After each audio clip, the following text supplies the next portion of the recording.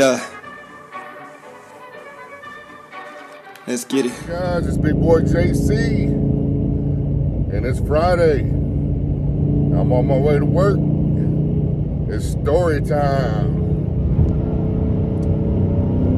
Hope everybody out there is doing good today. Hope everybody's got a good weekend planned with some family and some friends. I gotta go to work today, then I got tomorrow and Sunday off, which I'm loving that right now, so I'm gonna take advantage of it every time I get it. But my last story, I talked about some old pimps and OGs that I grew up around and how they took care of me as a youngster and didn't let me get in any trouble. What I'm gonna talk to you about today was when I first started bouncing. When I was a bouncer for 4 or 5 years in Amarillo. I started in Oklahoma. I started in a country western bar in Oklahoma, and I think we had Tracy Lawrence there whenever he was first starting out. Neil McCoy came there to that little bar when I first started. That was some fun times, man. I was young. I was the youngest bouncer on the team. They were all older guys, bigger guys than me. But for some reason, I wanted to bounce. And I remember my first night, they tested me out. There was this dude in there, man. He was about 6'9". He was 6'9", 6'10", big old black beard, cowboy dude. He got into a fight earlier in the night with somebody else, and they really didn't get down and fight, but they knocked the pool table over on his side, man. A quarter pool table, man. Them suckers are heavy. But they bumped into it while they was kind of grabbing each other, and they tipped it over on his side, man. And the bouncers went over and talked to him, talked to the other guy. They calmed him down, and they ended up letting him stay in the bar. Well, the whole night went by, and at the end of the night, Robert, the guy that was the head bouncer, I remember Robert, him and his dad had a plumbing business there in Oklahoma where I lived, and at night on the weekends, he was the head bouncer at this club. So at the end of the night, he told me, he said, hey, go stand outside and don't let anybody leave with a cup, a beer bottle, or anything like that, because if the alcohol commission is watching, they get fined and they can get shut down. So he said, don't let nobody.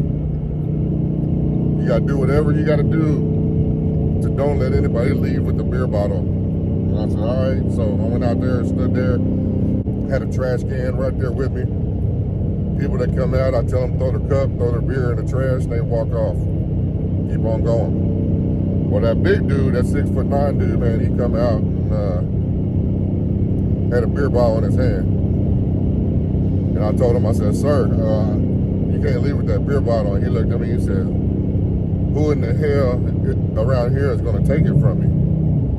And when I looked around like that, I looked, and over on the other side of the building, I seen Robert and all the other bouncers peeking their head around, laughing. So at that point, I knew that they were just kind of messing with me, and they set me up. They told that dude to come out and talk shit to me. So I said, well, sir, if I ain't big enough and bad enough to take it from you, that dude over there is. And I pointed to the other direction. When he looked, I reached up and snatched his beer bottle out of his hand and took off running. And then Robert and all the guys came out.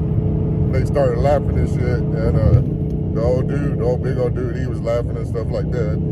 They set me up, but hell, I did whatever I had to do to get the beer bottle out. So they all kind of commended me on that. But that was my first night bouncing, and you know, later on, I ended up moving to Amarillo, Texas, where my grandparents lived.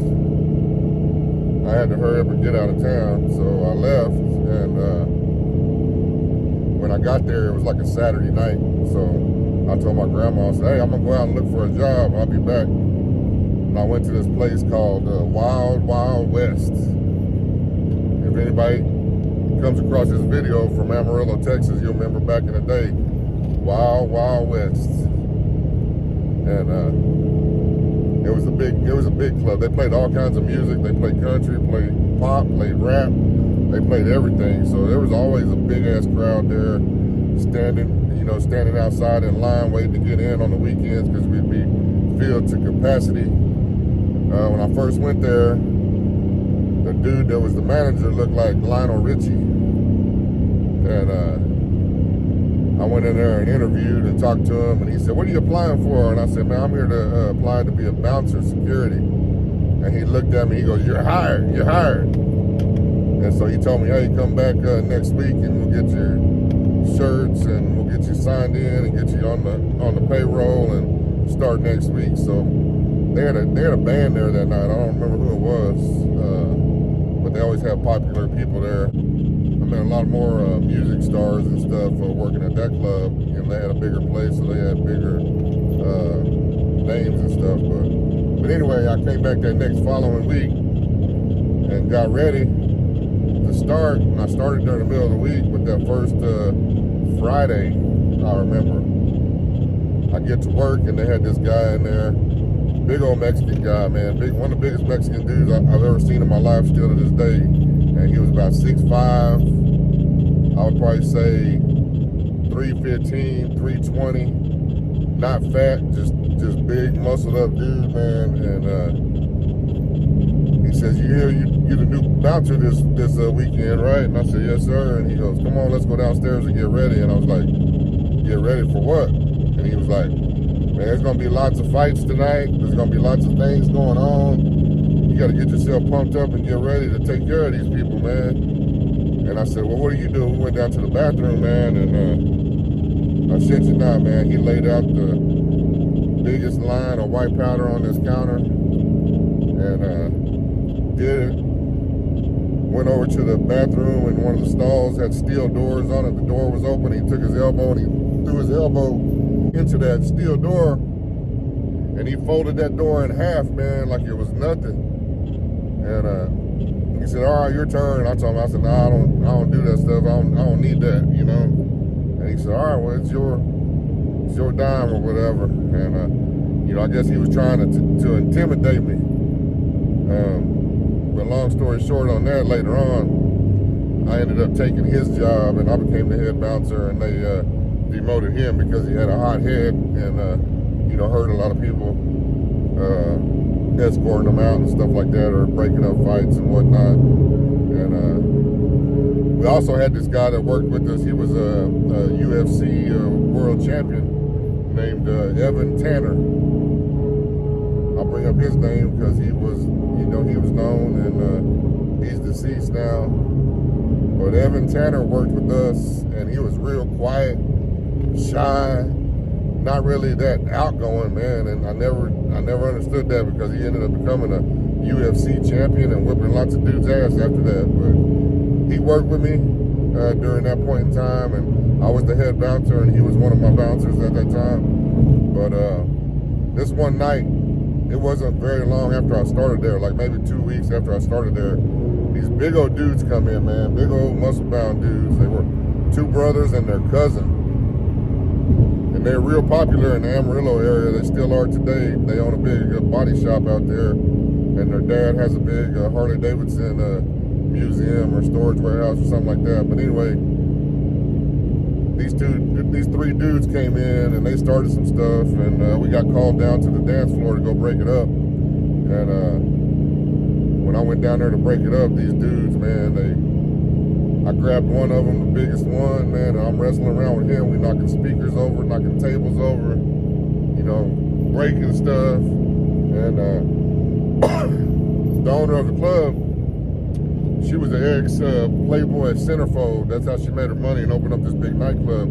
But she had an office upstairs, and she could watch everything going on downstairs. And she saw this going on, so she came down there. And when the owner comes down, everybody stops. I don't care how bad you are, how big you are. You don't just keep fighting. I don't know what it is, but everybody stops. So she started yelling at the brothers and their cousin that was fighting in there. And she's like, I know you guys since y'all were little kids. Y'all in here tearing up my club and starting shit in here. And she looked at me and she said, I was glad that she came down and broke it up, because I was really afraid that I was getting ready to get my ass whooped big time, to tell you the truth. And so we walking them out, and I still got to put on a show because I got everybody else watching me. So I'm breathing down this dude's neck, man, like I want some. You know, I remember, man, it was like a wrestling show that night. And so I'm breathing down this dude's neck like I really want some. And we're walking up this ramp to escort him outside. And the lady that owns the club, she reaches over and puts her hand on this dude's shoulder. And he backhands her so hard that she came out of her shoes. She had these high heel shoes on, and I remember she hit the floor, but her shoes stayed where she was standing at. And as soon as I saw that, I shit you not, something inside of me flipped, some switch inside of me flipped, and I looked at that dude, man, and I picked him up. As big as he was, I picked him up off the ground, slammed him on the ground, and when I slammed him on the ground, I really could have hurt him, but he had already caused enough damage and hit a woman in front of me. I picked him up and slammed him on the ground, and he started shaking, like going into convulsions or whatever, having like a seizure almost. And his brother comes over and wraps me up from behind, and I'm trying to break loose. I can't pull his arms loose, so I start backpedaling. I played a lot of football, so I started backpedaling until he hit the wall or until we stopped. And when he hit the wall, he finally let go. I turned around and started swinging on him until he went down. He went down and was out, and then his cousin comes running at me. I turn and start swinging at him, and then he goes down. So in about maybe, it had to have been less than a minute, man. It happened so fast. But in less than a minute, I had all three of them dudes that were big old badass dudes. They were all knocked out on the floor in less than a minute. And after that, everybody at the club, the nightclub that night, we had probably 800 people there. It was 800 capacity, and it was a Friday night, so we were filled to the max and had people waiting outside to get in. So all those people watched me knock these dudes out in a matter of a minute. And that's how I got my name in Amarillo, man. But the high story of that is people really knew that, man, I was scared to death. I was like shitting bricks almost, because I didn't want to mess with these dudes, but I just kind of walked into it. So that's how I got my name in Amarillo right there, bouncing. So ever since then, man, people would say, hey, man, that's JC, that's JC, that's JC. I remember one time my sister came down, and she didn't live there. She was going to school at University of Oklahoma at the time, but she came to visit. And we were in her car, and these dudes, they were at the stoplight, and they were harassing this old man in this Cadillac. And the old man was scared to death. You can see he was scared, man. They were trying to yell at him, getting Rose window down. Then they started chasing after the old dude. So I told my sister, I said, follow those guys, man. I want to see what they're doing. And so when they saw us following them, they kind of lost interest in the Cadillac dudes. So they pulled up in a parking lot, and I told her, I said, pull up behind them. And we were about maybe 40, 50 yards behind them, because I told her not to get too close, but I wanted to see what they were going to do. Well, their car stopped, and it's like in a big shopping center parking lot, and the dude in the passenger side got out and started walking back towards my sister's car. So me being who I was, I got out, and I started walking towards him. I was getting ready to knock his ass out, because I don't ask no questions. You know, when they come at me like that, you know, it's self-defense time, and it ain't time to sit there and wait and ask him questions and see what's going on. So he came back with some intention, so I got out of the car with some intention. So I was getting ready to whoop his ass and knock him out, and before we got to each other, the driver of his car got out and said, hey, get your ass back over here, that's JC. And the dude looked at me and he goes, JC who? And he goes, that's JC, man, from Wild Wild West. Just get your ass back in the car and let's go. So the dude like did a double take of me and took off and got back in the car, and they left. And I got back in my sister's car, and she was like, what the hell was that about? I said, I don't know. She goes, well, they damn sure knew who you were. And I said, yeah, they know. And so that's how I got it, man. That's how I got the name, man. I got a bunch more stories. I went to a strip club after that and worked for a while. I got some good stories to tell you about that. Some really good stories, man. They get deeper and deeper.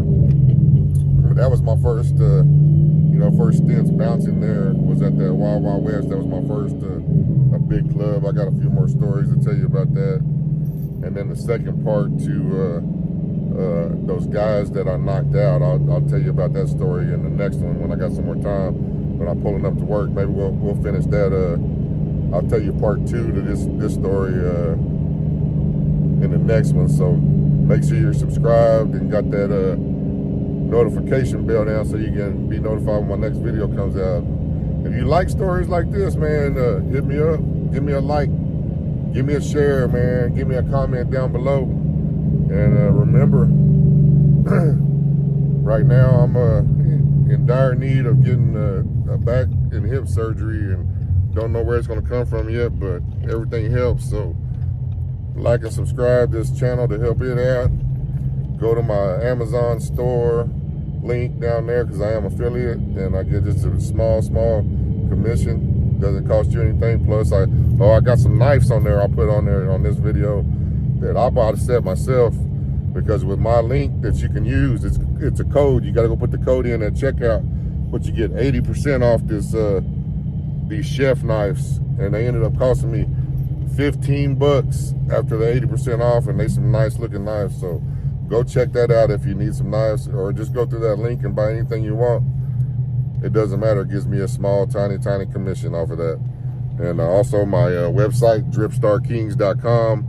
I'm revamping it right now, but I do got lots of onesies on there for little kids that are kind of edgy and got crazy sayings and stuff like that on it. You'll like it.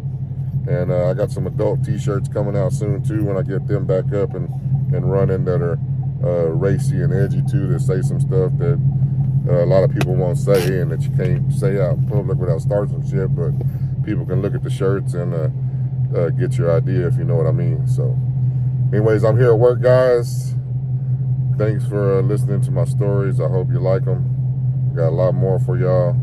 And remember, tomorrow's never promised, so tell all your loved ones today when you talk to them that you love them, and how much you love them, and you know, squash those beefs out there if you got them with people. Beefs are stupid, and it's just wasted energy, negative energy on something you could be putting positive energy on. So squash those beefs, make those friends, and live life happy, and that's all you can do on this go round, you know what I'm saying? So I'll see you guys in the next video. Have a great weekend. I'll see you on Monday, and we'll do part 2 to this bouncing story here, when I talk about those brothers that I knocked out, and how I met their dad. And their dad was an old wrestler back in the day on TV and stuff, with Dick Murdoch and them. So I'll tell you that story coming up. See y'all in the next one.